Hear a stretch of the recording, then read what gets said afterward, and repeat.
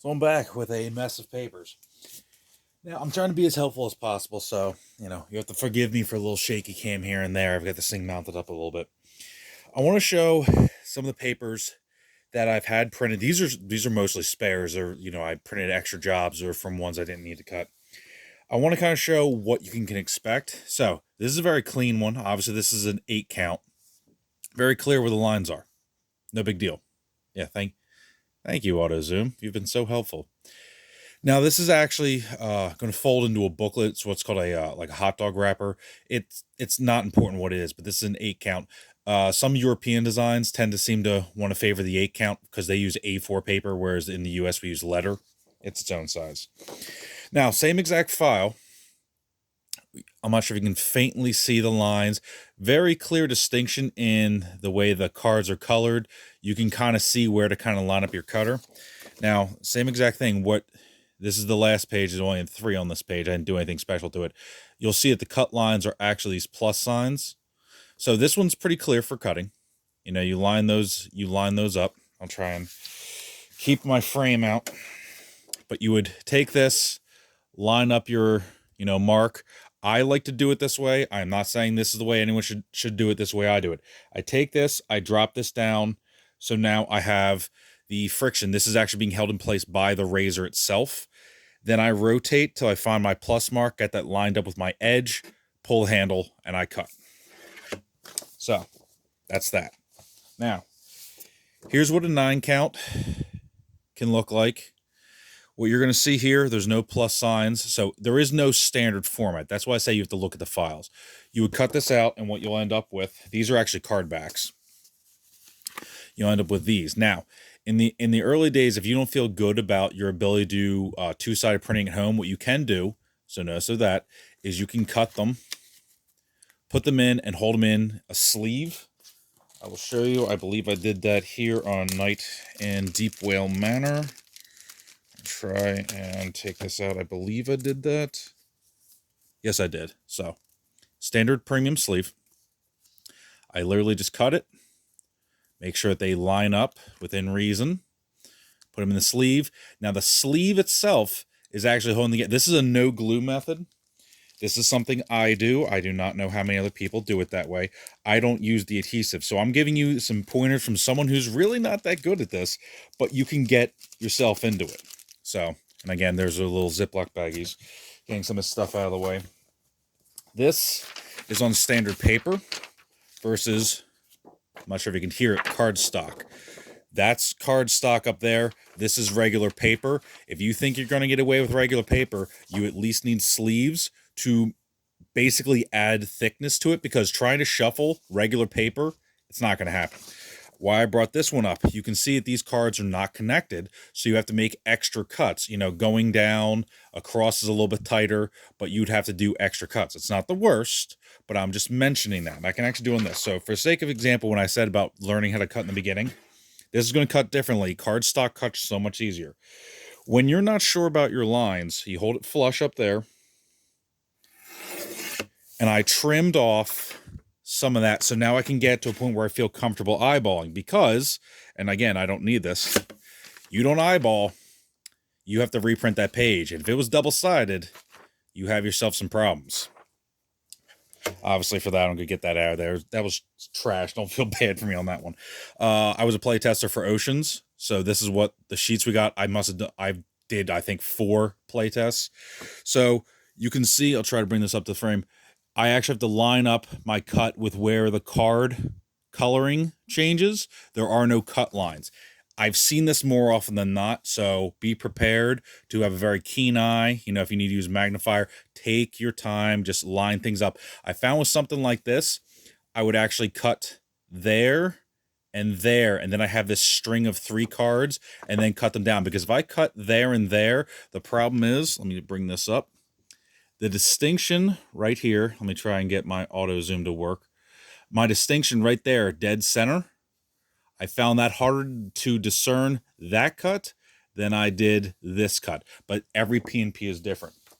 Now, I'm not giving this person heck where the cut lines.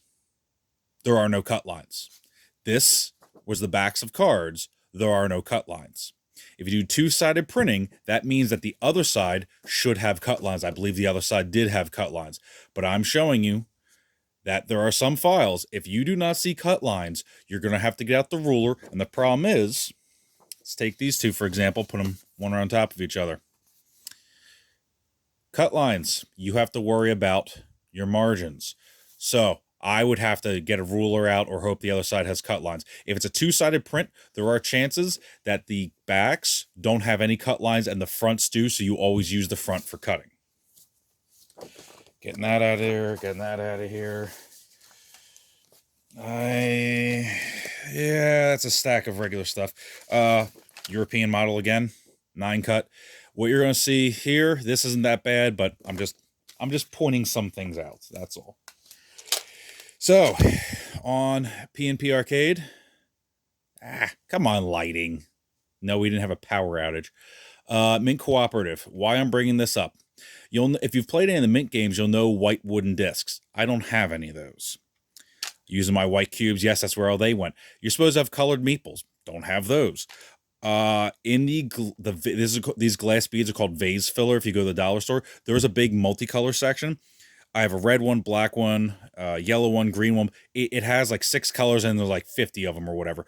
The point is, if you just need meeples for the sake of a player piece in different colors, you could get away with that for like $1. Just point that out. These little cases aren't that necessary. These are smaller dice. These are 8mm. It depends what you're using them for. These cards aren't sleeved because Mint games decide they don't need regular size sleeves. Now, you're going to see me, I repurpose a lot of stuff, just the way things are. So you have to forgive the fact that, I've got stuff. I want to show off this. This is one of my, actually, I think I did an amazing job on this build, so I'm just going to put that out there. Two-sided print. You're going to say, what the heck is that? This is Own Quest. This is a tarot size sleeve. Not a lot of games use tarot. Now, the reason I'm going to show it, look at that artwork. This is a Todd Sanders print and play. This cost me probably $30 start to finish. I mean, if you guys bulk at that, don't get me wrong. I understand that. As you can see, that is a load of cards. The rules are actually on the cards themselves. I'm pointing this out because when you take your time, I'm not saying I'm a professional. I'm definitely not saying that. These are two-sided prints. But if you look at that, that looks really good. You can see right over here, you see a little white notch? That simply is where the cut was. I cut based off the art of the card because that's the part I cared about the most. Now, let's just do a few more little... Because, I mean, look at how great this art is. This is a game that you can get these done. There are some places that do printing. I believe this is a printer studio job. It's Aaron Nothingness Press, but anyway. But look, I mean, like, it's got some very unique art. This game is a lot of fun to play. This is obviously something that's a much... if you're just starting today, do not go for Own Quest. It's something that took me a little bit. Why I want to bring that up, so I have my dice. These are custom counters. Now, they all have the same thing on the back. You can see that from that, there are various, the backs aren't great. However, there's enough distortion in all these that they actually truly are wild. I couldn't tell you which is on the other side. I'll flip these over to show you. These are different. And there's a third one here. So it's not perfect. I understand that's not perfect. But whether or not you can see, I'm going to trust me on this. These are laminated. This is hot laminate. So this was done at the store. So that's $2.50 a page. There was only one page of counter, so I didn't mind that.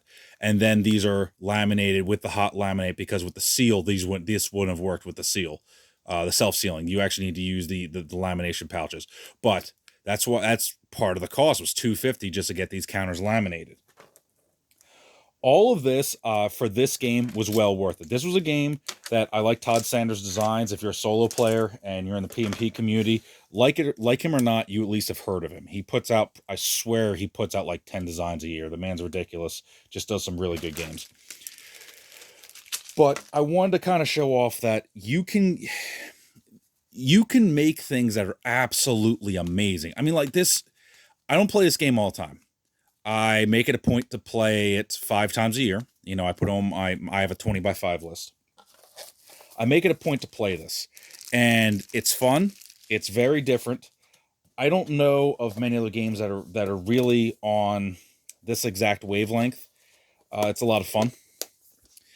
Then you have something like this. Now, I'm going to tell you right now. So the cost of printing these cards, I think it was close to $7 or $8 because it was, I think, like 8 sheets or something like that. This game MSRP, not obviously not this copy, the actual copy of the game itself is like $12. It cost me probably close to $8 or $9 just to make this. So there are times where you're actually not saving money. But with, say, Tiny Epic games, these mint games, you are getting early access. And right now, because of everything that's going on, this game's been delayed. I want to say till August. Don't quote me on that. Don't hate me for getting that information wrong. They were originally supposed to be in April, but once I heard there was a delay, I just made a copy. And I love this game. This is my favorite mint game. I don't think any of them are going to beat it because I play solo. This is awesome. But I wanted to show you some options for cards. So we have a no glue method. I can show you these because I can get the little stuff back in. Now, of course, like when I said non-traditional size cards, they have these. These don't have a sleeve. If I wanted these coated, I'd probably use contact paper. But these are a double-sided print, with cut lines. The cut lines on these were not great. As you can see, there's still some lines right there. But so you have the double-sided print. If you get in good, or you're a frequent enough person, or at the very least, if you're Office Depot is competent. Those are the people I will give a shout out to. No offense to the Staples people, but Staples makes you wait an extra day if you don't want to pay the $10 same day fee. Office Depot will print it when you want it. So shout out to them. Not everyone has those options. You take what you can get. Certain towns I've been to, you have a Staples and that's it. But two-sided, they will fix things if things are off. I asked them to make sure the cut lines are lined up. They can bump it, because normally when you get a feed, these are only one-sided because I was using backs, but you get a feed where it goes in and then it'll feed back in. Now the problem is, let's just say that these two are two different pages, right? Well, when this goes in and it feeds back, it pulls ever so slightly differently, and then you'll get these things, and you'll get a skew of about that. That might not seem like much, and it's not, especially when you're trimming, but that's about a 1 millimeter, 2 millimeter acceptable range of variance. So you make some exceptions to that, but there are so many great free games out there from Board Game Geek, from people that care. You can get early access with Kickstarter. There are full color games, there are black and white. I simply want to make more people aware that this is within your range. This is the most expensive piece initially at $25, and I have this one for like 3 years now. Then, of course, I keep buying sleeves. Me buying sleeves, I think I spend like $30 in sleeves like every 2 or 3 months. You do not have to. You don't have to be a sleever. Cubes, I've not bought it more than once. $15 for those. The colored dice was $10. You just got to search on Amazon, find the deal, find the colors you want. Maybe you'll pay a couple extra bucks if it is colors you want or a shape you want. That's up to you. But you can start small with a single page, dry erase, and you can start playing new games, new to you. You could be playing a new print and play every day of the week for like 2-3 months, and you're still going to be playing great games. You just have to do a little research. So I hope this helps out some more. I hope the other video helped out some more. This is a subject I guess I'm passionate about. I'm just not amazing at it. I'm not mounting stuff. I'm not gluing stuff. I am simply doing double-sided prints, cuts, sleeves. I have cubes. I have dice. That's it. This turned out extremely well. But anyway, till next time, hopefully I've changed some minds and you get to play some more games on the cheap.